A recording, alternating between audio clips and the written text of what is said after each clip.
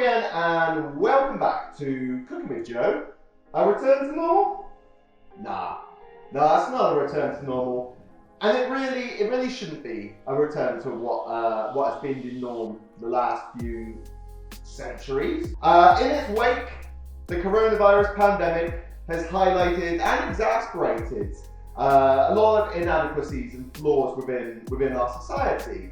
It's highlighted the unsustainable nature in which we live our day-to-day lives, and really brought to attention the inequalities that are prevalent, not just at home, but around the world. With everything going on in America right now, I understand a lot of people are angry, a lot of people are hurting. I've got a few things that I wanted to sort of say in regards to it, but I appreciate that I ain't the voice people are looking for. That being said, I've popped a load of resources in the description of this video, resources that will help you sort of inform yourselves and mobilise and make the impact that you want to make. And resources provided by people who are a hell of a lot more informed than I am. So fair crack. If you don't want to listen to me talk about this, I don't blame you. But I thought I'd give you a heads up. Regardless, this whole video is about impact and the way in which we can sort of negate or reduce that. So I thought, in the spirit of that, let's do a vegan dish. Vegan pancakes. I ain't a vegan. I was a fair weather vegetarian for like 9 months a few years ago. And I'm certainly not going to stop eating meat completely off of the back of this. But that's not to say that you can't or even shouldn't make small positive changes. It's not a bad thing or hypocritical to want to negate or reduce your impact. And shit, you know, everything here, aside from a couple bits that we already had from Co-op, comes from a local independent grocers. So big ups, Better Foods, Ready Steady Cook, what do we got?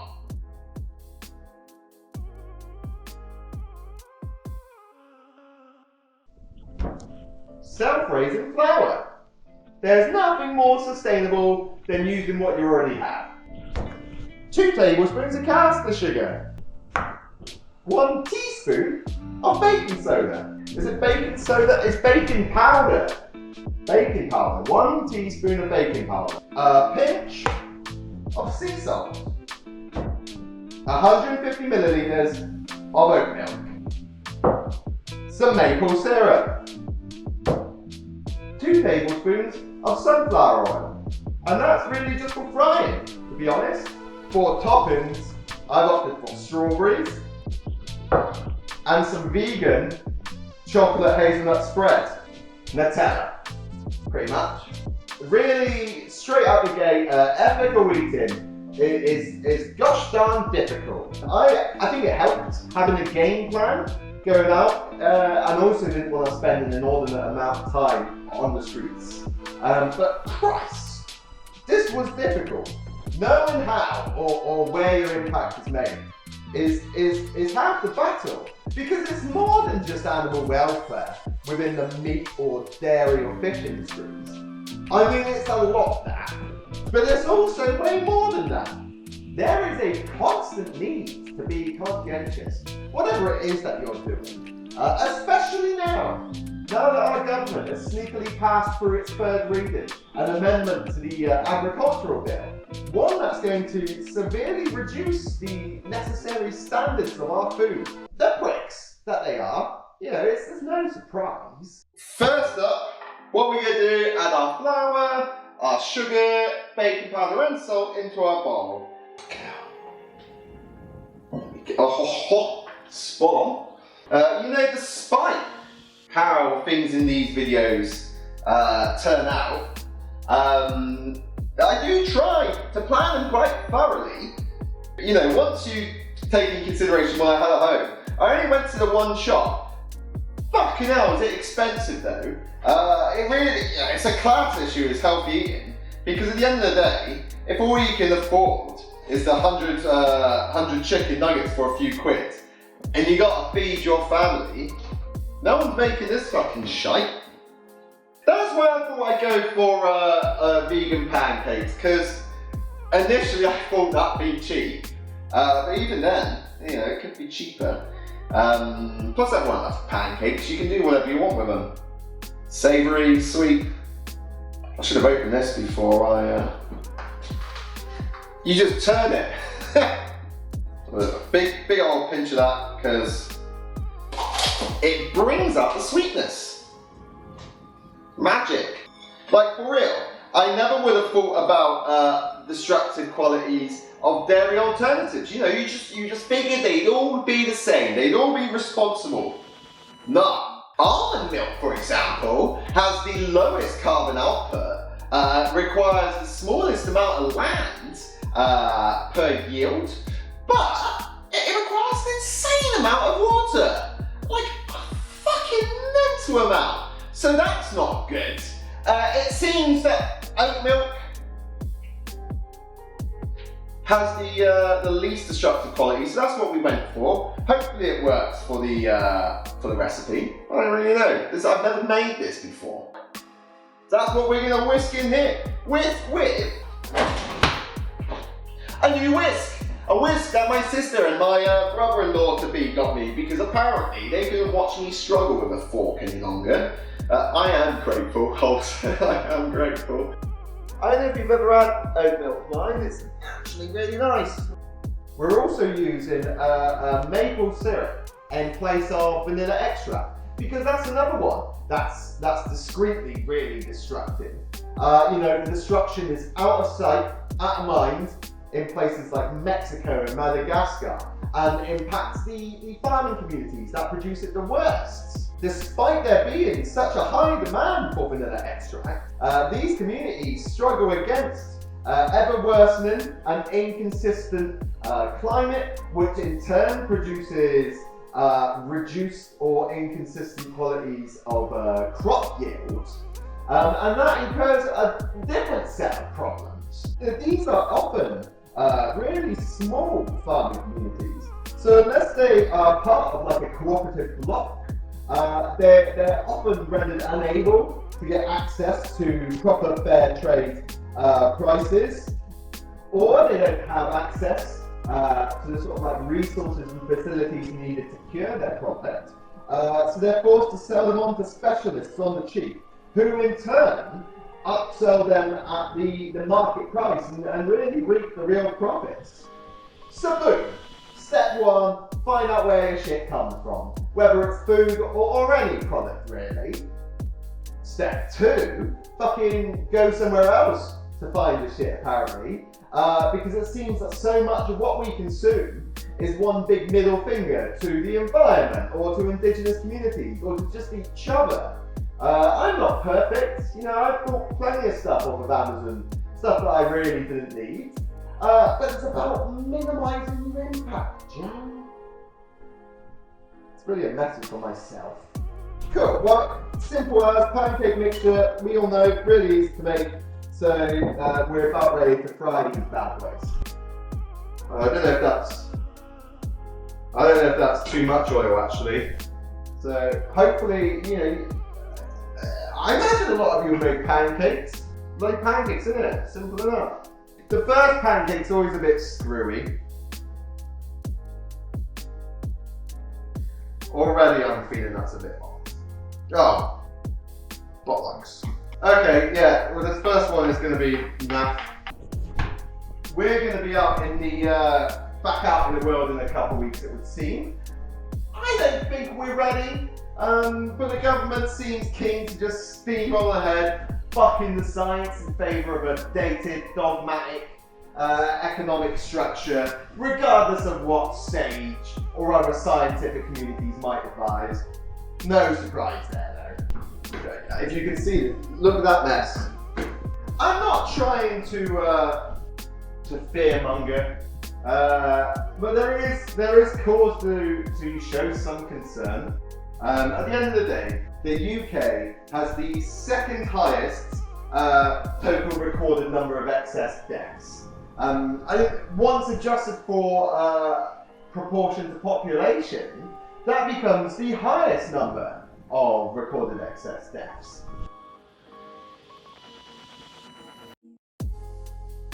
there are communities out there that have been harder hit than most. Notably, BAME communities have been impacted disproportionately by this crisis. Some, for example, are almost twice as likely to die as their white peers, which really does represent a distinct disbalance within our society. Now, I'm certainly no expert on the situation, but it certainly seems that the socio-economic disparities, the lack of proper access to healthcare and facilities, and the general deprivation that BAME communities experience on a daily basis are of notable impact. And it's these communities that will be hardest hit again should a second spike occur as a result of negligent policy making or irresponsible behaviour from ourselves in the public. There are some people, myself included among those, but that have not, and will not ever experience the same levels of hardship. And there are people that would argue, therefore, that it does not matter. That because it's not within your peripheral or your immediate proximity, it's not relevant. Or hell, there'll be some people that even say it just doesn't happen, full stop. It does. To all of these things, it does. Inequality is prevalent everywhere. Last week, the world looked on in horror as George Floyd, an African-American man, was publicly executed by Derek Chauvin, a white Minneapolis police officer. Chauvin kept his knee on Floyd's neck for 9 minutes, 3 minutes of which he was already unresponsive. This happened in broad daylight. As Floyd begged and pleaded for his life, 3 other police officers just stood vigil. This was a modern day lynching. And it's sure as hell not the first time that we've witnessed such heinous acts over in America. Ahmaud Arbery, Breonna Taylor, but the list is truly endless and realistically incomplete. Now, as protests and riots erupt in cities across the US, they are met with increased police brutality, and we really do see why people are so terrified for their own safety as a result of their skin colour. And bearing in mind that all of this was off of the back of a militia of armed white protesters who stormed Capitol buildings and were unabated by law enforcement. And all while a totalitarian demagogue sits in the Oval Office, every day emboldening racists, white nationalists, and other sycophants, further stoking the fires and spreading hate and intolerance. Trump is a coward and a virus in himself, yes, but he is a symptom of a much larger systemic problem. Like a lot of people, we're going to want to help. And you can do that by amplifying black voices and platforms, or supporting black businesses and groups, even if you're not in America. But this is not a problem limited to America. The increased deaths as a result of the coronavirus in the UK is not somebody else's problem. If we are truly one people, then surely we must stand as one people. Desmond Tutu once said, "If you are neutral in situations of injustice, then you have taken the side of the oppressor." So yeah, let's let our voices be heard. But we also have to fight for the right for all voices to be heard without fear of hatred or retaliation. On top of that, I belong to an industry with very severe issues in terms of representation. As I mentioned before, I've included in the description links to loads of different resources from people that know a hell of a lot more than I do about ways in which you can inform yourselves, educate yourselves, and mobilise yourselves alongside a number of charities which help support the most vulnerable groups. And there's a few other bits and bobs down there, so it's worth just having a look. I know this is quite a difficult topic for a lot of people to discuss or even think about, but I think it is important that we don't shy away from it, because it does affect us all. And I don't mean to step on anyone's toes, truly I don't. I just had a few things I wanted to say, and hopefully those sort of resources below will sort of point you in the right direction. But yeah, I just wanted to talk about it really, because talking helps. As I said before, I wanted to talk in this video about minimising your impact, but now I think it's more than just minimising. It's taking the necessary steps to guarantee that everyone gets to enjoy the same wonderful things that we all enjoy in our day-to-day lives. Whether that be, the right to protest without threat of violence from those who are meant to protect us, right down to just, access to proper education and healthcare facilities, and again, all the way to just the simple things in life.